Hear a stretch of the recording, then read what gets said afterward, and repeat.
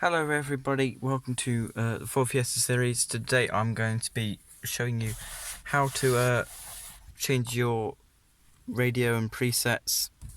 So as you see, it's on default. It's like BBC Radio 1, 2, 3 and 4, something like that. So if you want like gem or capital to set, so you just press your menu and then go down to radio mode and then you press tune.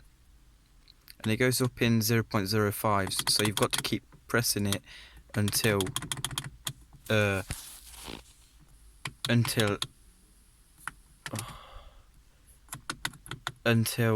get the right thing. So I'm gonna just go for keep going to 107 105.4. So yeah, let's go. So here you go, here's capital.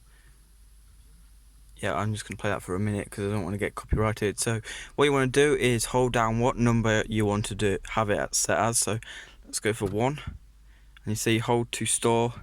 There we go, preset stored. Now you just press 1 and it'll be capital. So if you want gem or anything here, yeah, just show me and just hold them down. But if you don't know how, just comment in the comments.